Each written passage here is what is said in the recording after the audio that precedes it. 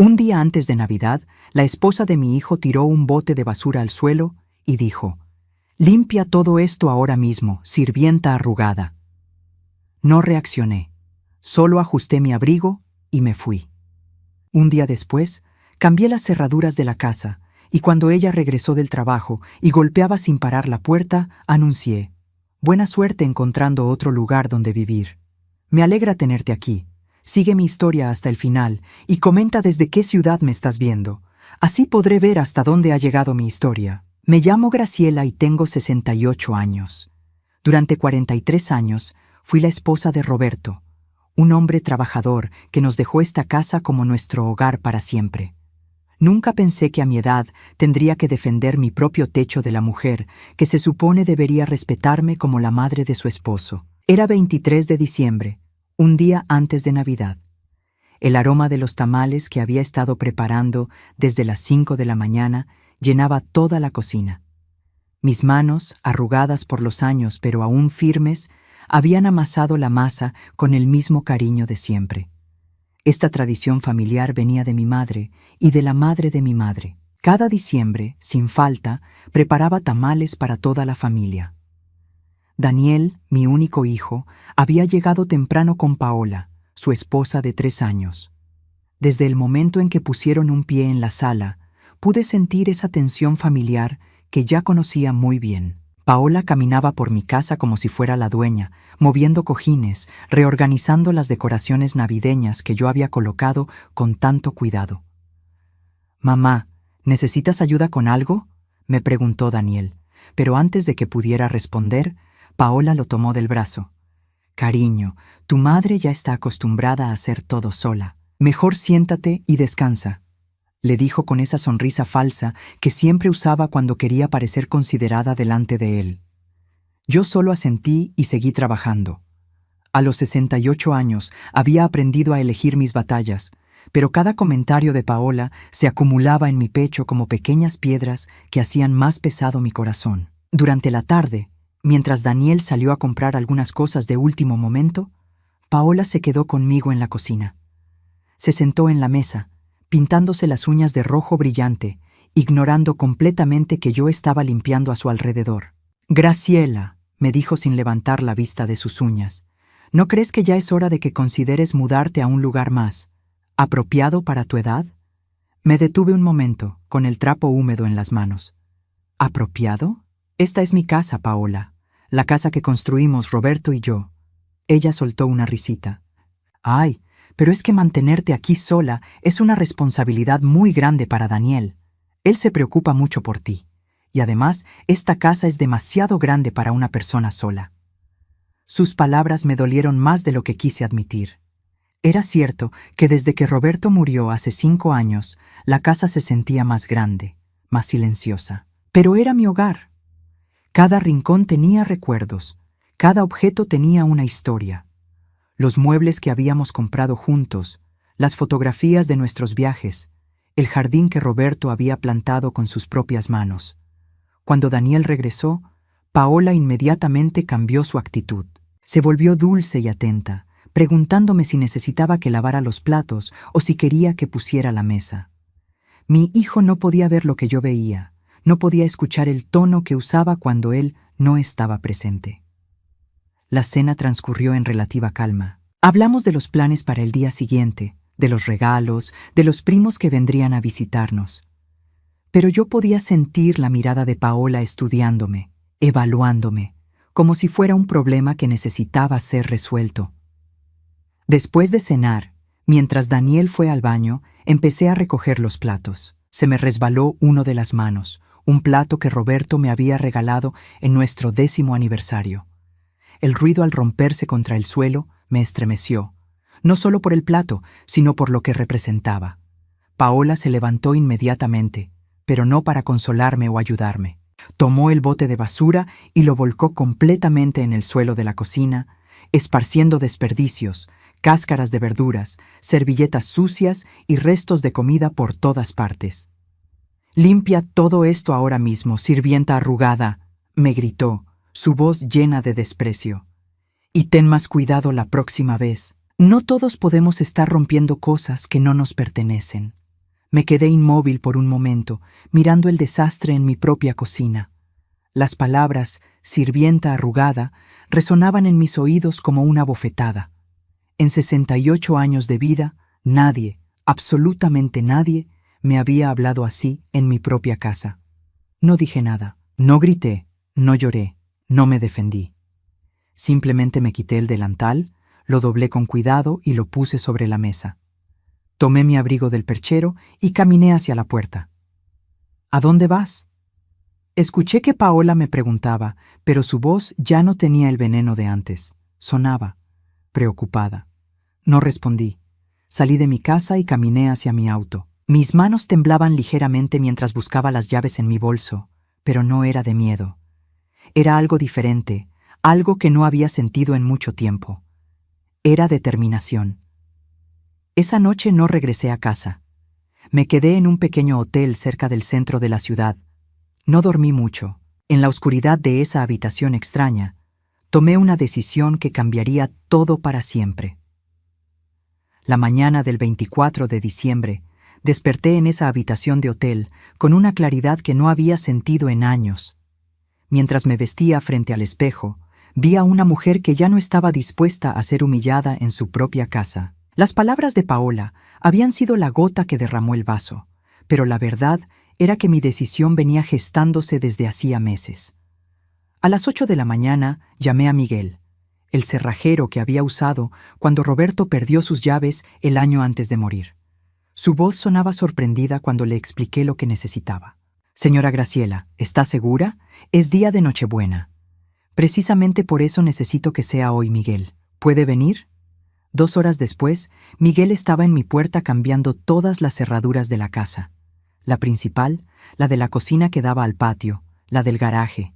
Mientras él trabajaba, yo empaqué todas las pertenencias de Paola en cajas de cartón que había comprado en el camino. Su ropa cara, sus cosméticos importados, sus zapatos de diseñador, todo lo que había ido acumulando en mi casa durante estos 3 años. Cada prenda que doblaba me recordaba algún comentario hiriente, alguna mirada despectiva, algún momento en que me había hecho sentir como una extraña en mi propio hogar. Mientras revisaba sus cosas, encontré algo que me heló la sangre. En el fondo de uno de sus cajones había una carta del Asilo San Francisco, una residencia para adultos mayores en las afueras de la ciudad.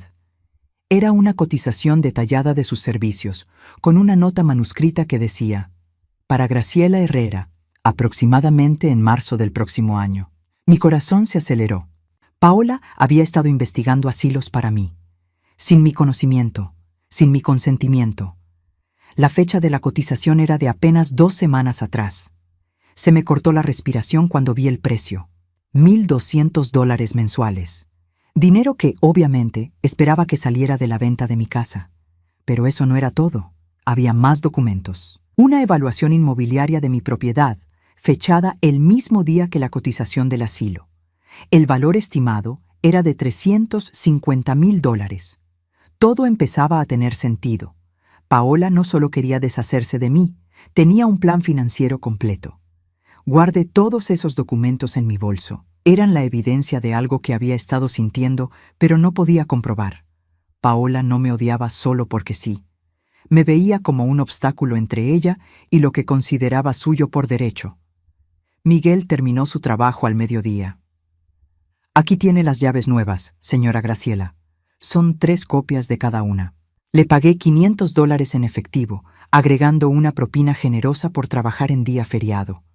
Después, puse todas las cajas de Paola en el porche delantero, cubiertas con una lona para protegerlas del rocío navideño. Daniel me había llamado 7 veces durante la mañana. No contesté ninguna. Sabía que cuando llegaran y no pudieran entrar, vendrían las explicaciones, las lágrimas de cocodrilo de Paola y las súplicas de Daniel para que fuera razonable. Pero esta vez estaba preparada. A las 3 de la tarde, escuché el auto de Daniel en la entrada. Desde la ventana de la sala los vi bajarse. Paola venía riéndose de algo, completamente ajena a lo que la esperaba. Llevaba un vestido rojo nuevo y zapatos altos, como si fuera a una fiesta en lugar de a la casa donde había humillado a una mujer de 68 años la noche anterior. Primero intentaron abrir con su llave. Escuché a Daniel murmurar algo confundido. Luego intentaron la puerta de la cocina. Finalmente, Paola comenzó a golpear la puerta principal con desesperación. «Graciela, abre esta puerta ahora mismo», gritaba. «Esto es ridículo». Me acerqué a la puerta y hablé sin abrirla. «Paola, tus cosas están en el porche. Buena suerte encontrando otro lugar donde vivir». Se hizo un silencio que parecía eterno. Luego escuché la voz de Daniel. «Mamá, ¿qué está pasando? Abre la puerta, por favor. Podemos hablar». «Daniel, hijo, puedes entrar cuando quieras, pero ella no». «¿Cómo que yo puedo entrar? No tengo llaves nuevas». Me reí suavemente. Mi hijo siempre había sido un poco lento para entender las cosas obvias. Precisamente por eso, Daniel. Porque esas llaves nunca fueron tuyas. Esta casa me la dejó tu padre a mí, y yo decido quién entra y quién no. Paola explotó. Su voz se volvió aguda, histérica. «Esto es abuso de ancianos. No puedes hacer esto. Daniel, haz algo». Pero había algo más en su voz. No era solo rabia, era pánico. Y yo sabía exactamente por qué.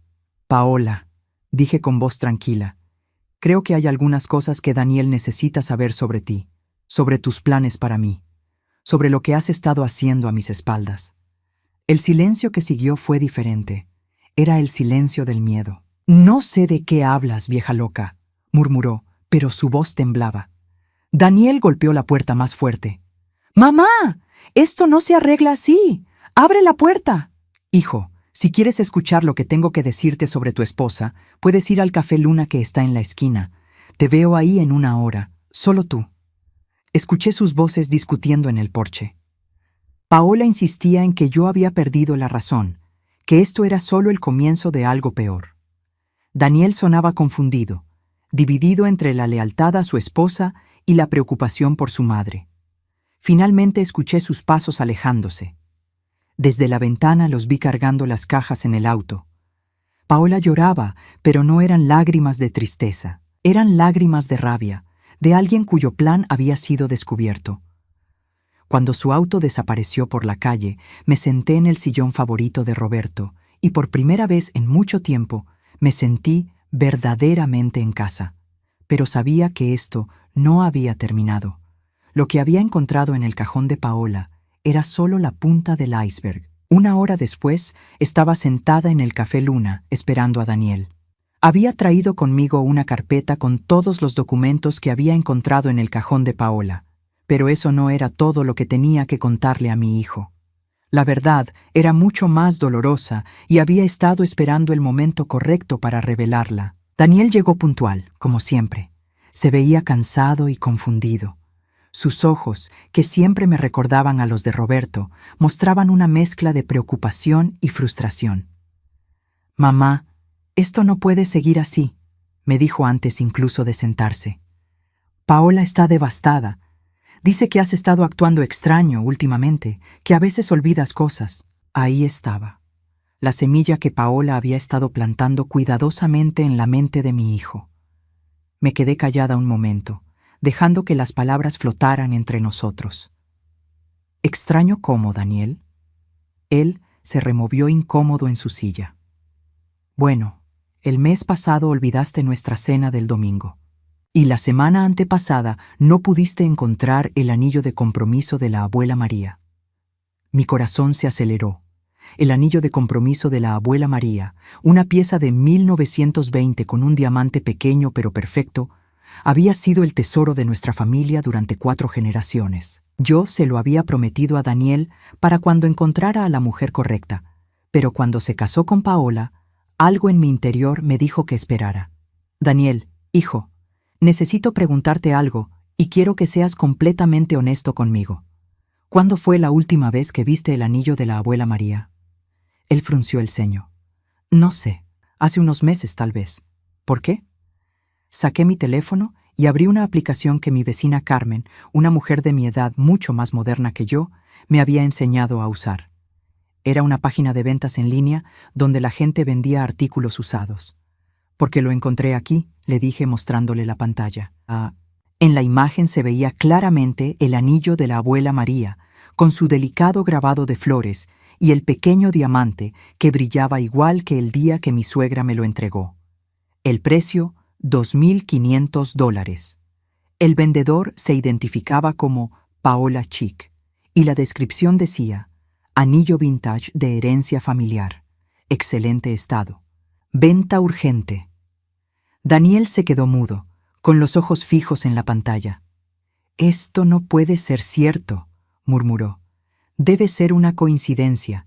Hay muchos anillos parecidos». Le mostré más fotos. El anillo estaba fotografiado sobre la misma colcha de la cama de mi cuarto, la colcha que Roberto y yo habíamos comprado en nuestro viaje a México hace 15 años. «Daniel, esta foto fue tomada en mi casa, en mi habitación». Su cara se descompuso lentamente mientras la realidad se abría paso en su mente. Pero yo no había terminado. Seguí navegando en el perfil de Paola Chic y le mostré más artículos. El juego de aretes de perlas de mi madre, vendido por $300. El reloj de bolsillo de Roberto, que había pertenecido a su abuelo, vendido por $450. La pulsera de oro que Roberto me había regalado en nuestro 25º aniversario, vendida por $600. Son más de 20 artículos, Daniel, todos de mi casa, todos vendidos por tu esposa en los últimos 6 meses. Mi hijo parecía estar en shock. Sus manos temblaban mientras sostenía mi teléfono. Pero ella me dijo que tú estabas perdiendo la memoria, que escondías cosas y luego no recordabas dónde las ponías. ¿Y tú le creíste? Daniel cerró los ojos. Ella parecía tan preocupada por ti. Decía que era normal en personas de tu edad, que no quería que te sintieras mal al respecto. La manipulación había sido perfecta. Paola había creado una narrativa donde yo era la de la memoria fallida y ella era la nuera comprensiva que protegía mi dignidad. Mientras tanto, había estado robando sistemáticamente los tesoros de mi familia. «Hijo, hay más cosas que necesitas saber». Saqué la carpeta y le mostré los documentos del asilo. Vi cómo sus ojos se llenaban de lágrimas cuando leyó la cotización y la fecha. Ella estaba planeando internarme, Daniel. Sin consultarme, sin consultarte a ti. Ya tenía todo calculado. Le mostré la evaluación inmobiliaria. Y después iba a vender la casa. Tu casa. La casa donde creciste, donde tu padre murió, donde están todos nuestros recuerdos. Daniel no podía hablar. Las lágrimas corrían por sus mejillas mientras revisaba los documentos una y otra vez, como si quisiera que las palabras cambiaran mágicamente. «¿Hace cuánto tiempo sabes esto?», me preguntó finalmente. «Las ventas las descubrí hace 3 semanas, cuando Carmen me enseñó a usar Internet para buscar cosas. Al principio pensé que era casualidad, pero luego reconocí más y más objetos. Los documentos del asilo los encontré esta mañana. ¿Por qué no me dijiste nada antes?». Lo miré a los ojos, esos ojos que se parecían tanto a los de su padre. «Porque sabía que no me ibas a creer. Porque durante 3 años has elegido creerle a ella por encima de mí. Porque cada vez que intenté hablarte de sus comentarios o su actitud, me dijiste que estaba exagerando, que ella te amaba y que eso era lo único que importaba». Daniel se cubrió la cara con las manos. «Dios mío, mamá. ¿Qué he hecho?». «No es lo que has hecho, hijo. Es lo que no has visto». Permanecimos en silencio por un momento.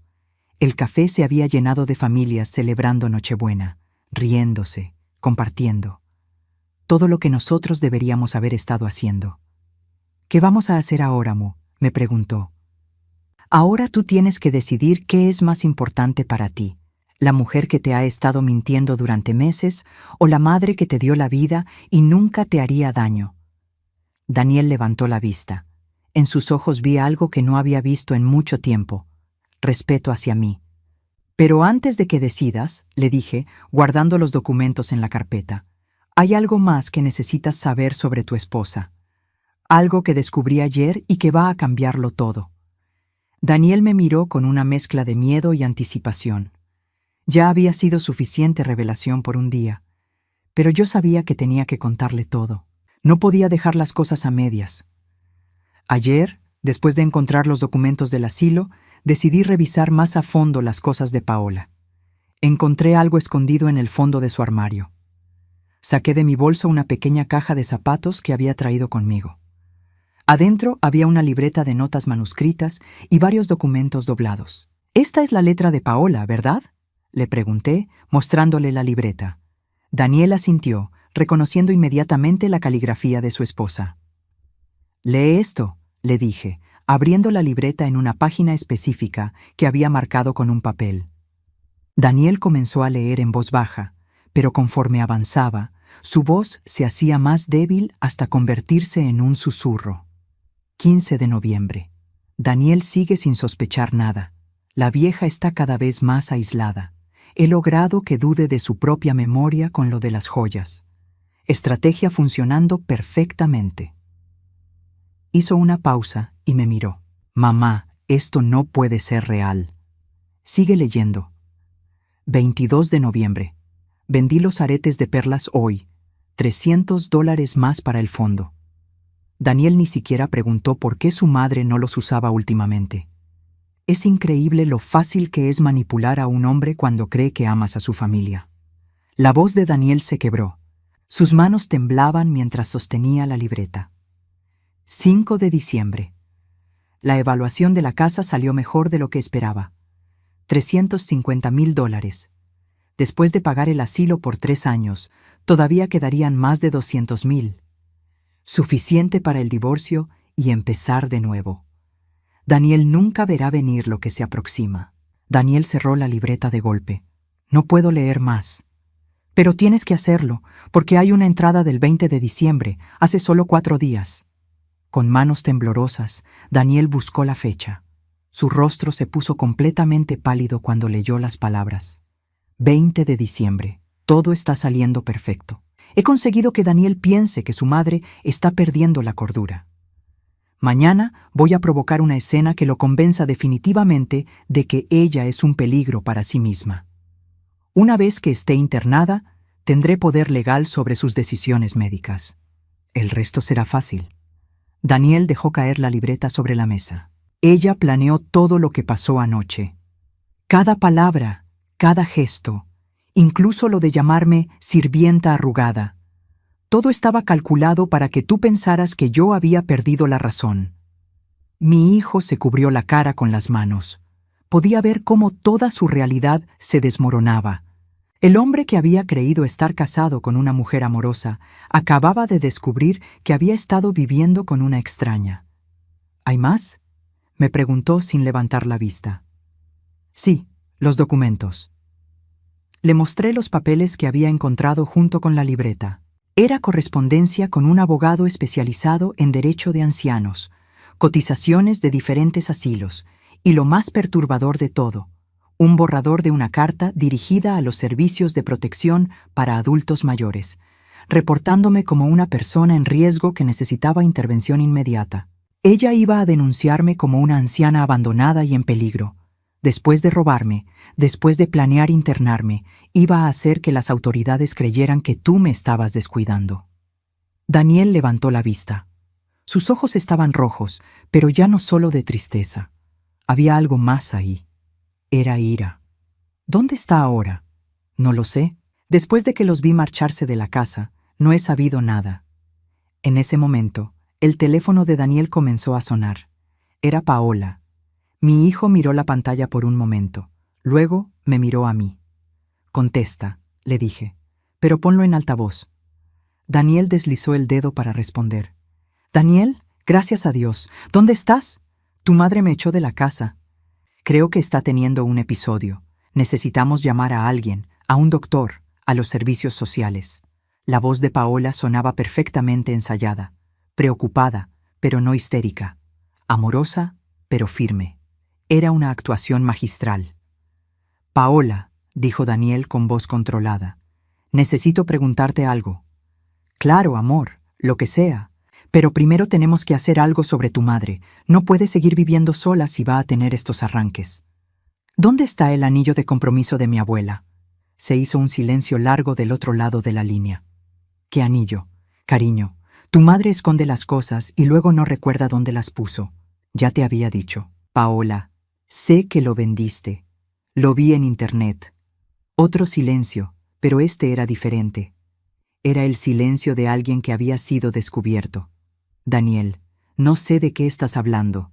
Tu madre debe haberte contado alguna historia. También sé de los aretes de perlas, del reloj de mi abuelo, de la pulsera de oro. Sé del asilo que habías elegido para mi madre. Sé de la evaluación de la casa. Y sé de tu plan para divorciarte después de que ella estuviera internada. El silencio que siguió se extendió tanto que pensé que la llamada se había cortado. Daniel, dijo finalmente Paola, y su voz había cambiado completamente. Ya no había dulzura, no había preocupación. Era fría, calculadora. No sabes lo que estás haciendo. Sé exactamente lo que estoy haciendo. No vuelvas a acercarte a mi madre ni a la casa. Esa casa también es mía. Soy tu esposa. Ya no. Daniel colgó el teléfono y me miró.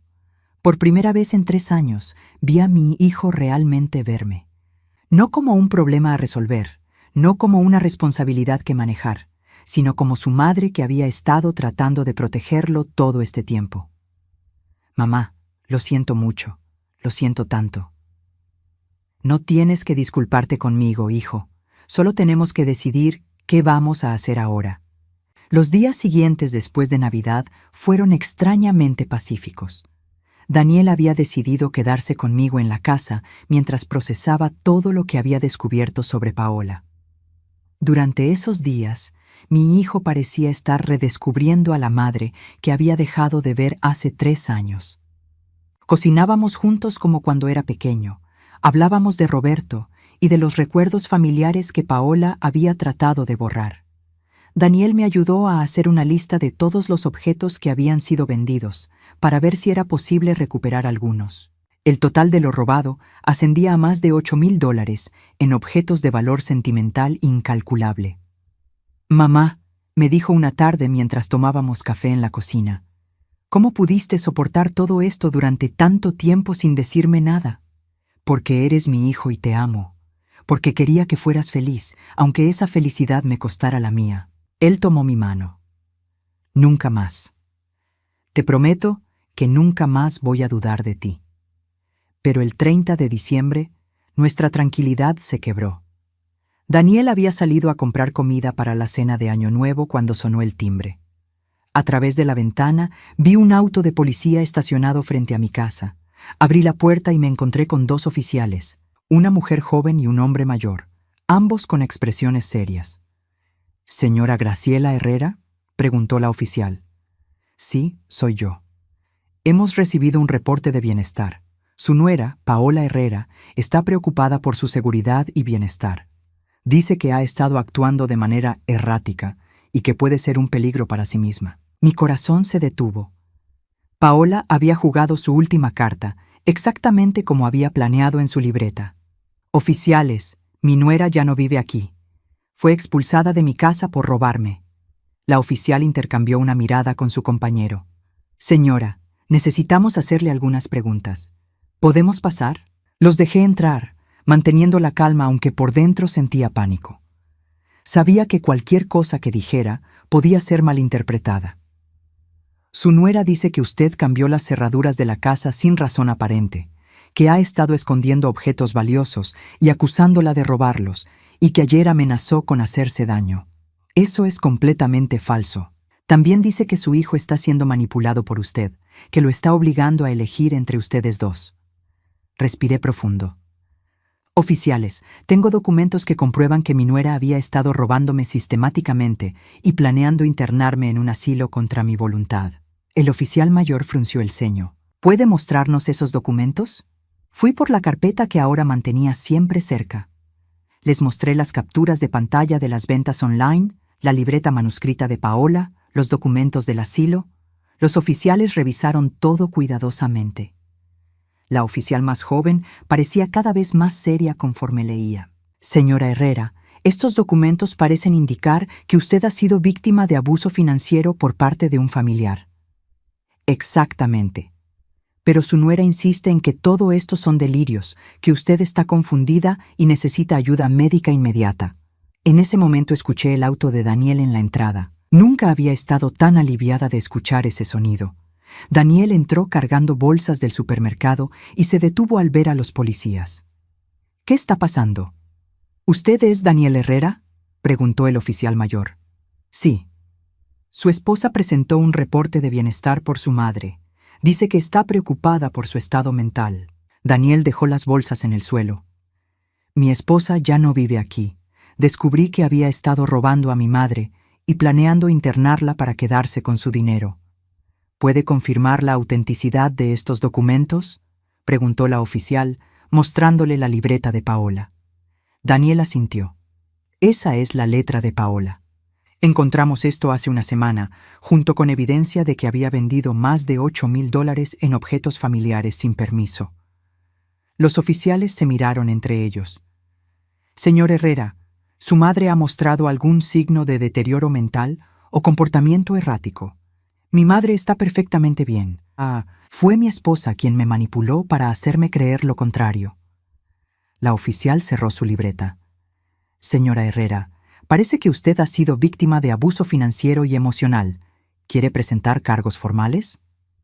Antes de que pudiera responder, escuchamos el ruido de un auto frenando bruscamente afuera. A través de la ventana vimos a Paola bajándose de un taxi, corriendo hacia la puerta.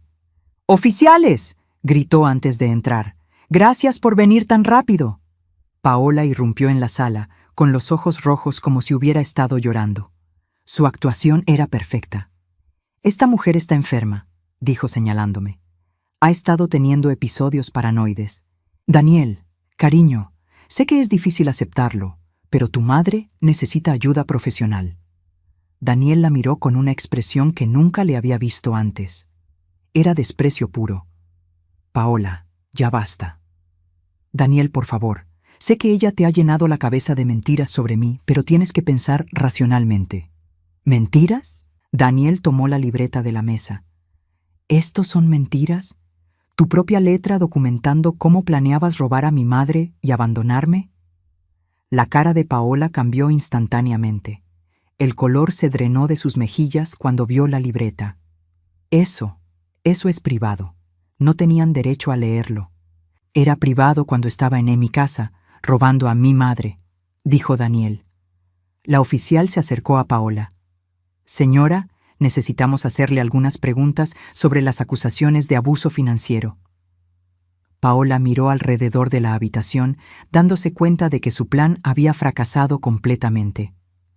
Sus ojos se llenaron de una rabia que ya no podía disimular.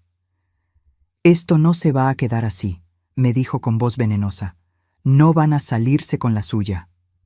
«Señora», dijo el oficial mayor, «necesito que se calme o tendremos que arrestarla por alteración del orden público». Paola se dirigió hacia la puerta, pero antes de salir se volteó hacia Daniel. «Vas a arrepentirte de esto. Cuando esa vieja muera y te deje solo, no vengas llorando conmigo». Daniel no respondió. Solo la miró irse con una expresión de alivio.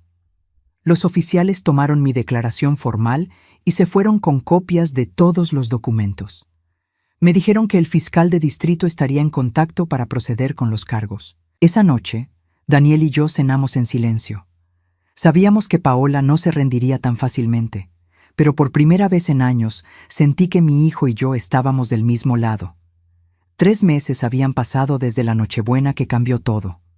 Era marzo, y los jazmines del jardín que Roberto había plantado estaban floreciendo otra vez. Me encontraba podando las rosas cuando escuché el auto de Daniel en la entrada. Llegaba cada día después del trabajo, una costumbre que habíamos establecido después de que Paola se marchó definitivamente. Los procedimientos legales habían sido más rápidos de lo esperado. Paola había intentado contrademandar, alegando que yo la había calumniado, pero la evidencia era abrumadora. Su propia libreta había sido la pieza clave que destruyó cualquier defensa. Al final, había aceptado un acuerdo. Devolvería todo el dinero de las ventas, $5,200 que pudo ser recuperado, y a cambio yo no presentaría cargos criminales. Daniel se había divorciado en febrero. Paola no había peleado por nada, probablemente porque sabía que no tenía ningún derecho legal sobre la casa ni sobre los bienes familiares. Se había mudado a otro estado, según me había contado mi hijo, pero a mí no me importaba dónde estuviera mientras fuera lejos de nosotros. «Hola, mamá», me saludó Daniel, dándome un beso en la mejilla. «¿Cómo estuvo tu día?» «Tranquilo. Carmen vino a tomar café y me ayudó a plantar unas flores nuevas». Daniel sonrió. En estos meses había recuperado una paz en los ojos que no había visto desde antes de que conociera a Paola. Había perdido peso, se veía más saludable y, sobre todo, se veía libre. Entramos juntos a la casa. La cocina olía a los frijoles que había estado cocinando toda la tarde, una receta de la abuela de Roberto que no había preparado en años. Durante el matrimonio de Daniel con Paola, ella siempre se quejaba de que la comida tradicional mexicana era demasiado pesada para su dieta. «Mamá, tengo algo que contarte», me dijo Daniel mientras nos sentábamos a la mesa. Su tono me alertó. «¿Qué pasa?» «Paola me llamó ayer». Sentí un nudo en el estómago. ¿Qué quería? «Quiere volver. Dice que se da cuenta de que cometió errores, que ha estado yendo a terapia, que ha cambiado». Me quedé callada, esperando a que continuara. Me dijo que estaba embarazada. Mi corazón se detuvo. Un bebé cambiaba todo. Un bebé significaba que Paola estaría en nuestras vidas para siempre, sin importar lo que hubiera hecho. ¿Le creíste? Daniel negó con la cabeza. Le pedí que me enviara los resultados médicos. No pudo. Después le dije que si realmente estaba embarazada, podríamos arreglar una custodia compartida después del divorcio, pero que eso no significaba que íbamos a volver a estar juntos. ¿Qué dijo? Se puso furiosa. Me gritó que era un malagradecido, que tú me habías lavado el cerebro, que algún día me iba a arrepentir de haber elegido a una vieja sobre mi esposa. Suspiré. Era típico de Paola. Cuando la manipulación emocional no funcionaba, recurría a los insultos y las amenazas. ¿Estás bien?, le pregunté. Daniel asintió. Sí, mamá. Por primera vez en mucho tiempo estoy seguro de haber tomado la decisión correcta. Cenamos tranquilos, hablando de cosas cotidianas. Daniel me contó sobre su trabajo, sobre un ascenso que estaba considerando, sobre los planes que tenía para remodelar el baño principal de la casa.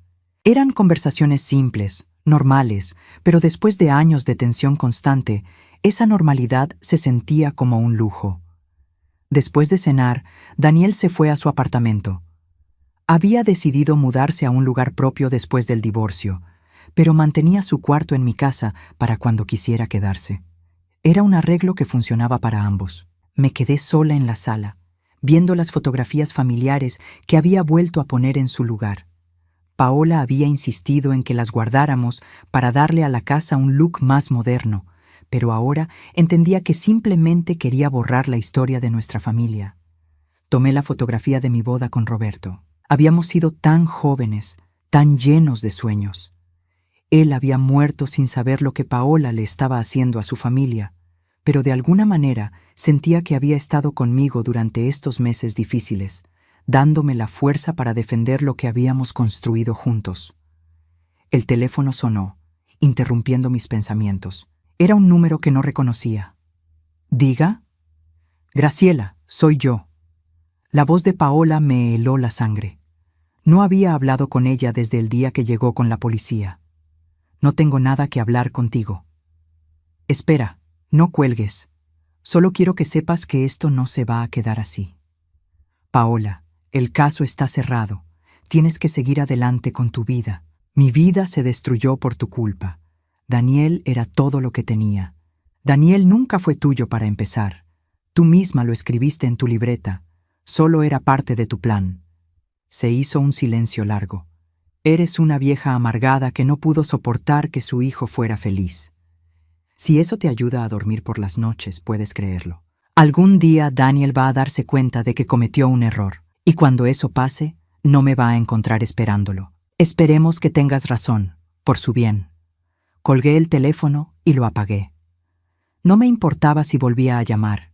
Había dicho lo que tenía que decir y yo había escuchado lo que necesitaba escuchar. Paola seguía siendo la misma persona manipuladora y vengativa de siempre. No había cambiado, no iba a cambiar, y mi hijo estaba mejor sin ella. Esa noche dormí profundamente por primera vez en años. No me desperté preguntándome qué estaría planeando Paola. No me levanté en la madrugada preocupándome por Daniel. Solo dormí, tranquila y en paz. La mañana siguiente desperté con el canto de los pájaros que venían a comer a los comederos que Roberto había colgado en el patio. Preparé mi café y me senté en la mesa de la cocina, la misma mesa donde había cenado con mi familia durante décadas. Mi casa estaba en silencio, pero no era el silencio tenso de antes. Era el silencio de la paz, el silencio de una mujer que había defendido su hogar y había ganado. A los 68 años había aprendido algo que debería haber sabido antes, que el amor verdadero nunca requiere que sacrifiques tu dignidad, que una familia real te protege, no te explota, y que a veces la única manera de salvar a las personas que amas es enseñándoles a distinguir entre quién realmente los ama y quién solo finge hacerlo. Daniel tenía 35 años. Era lo suficientemente joven para rehacer su vida, para encontrar a alguien que lo amara por quien era realmente, no por lo que podía darle. Y yo tenía mi casa, mis recuerdos y la tranquilidad de saber que había hecho lo correcto. El anillo de compromiso de la abuela María había sido recuperado.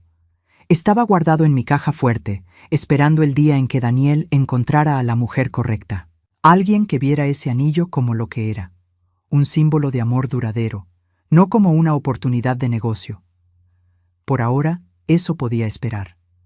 Tenía mi jardín que cuidar, mis amigas que visitar y una vida tranquila que disfrutar.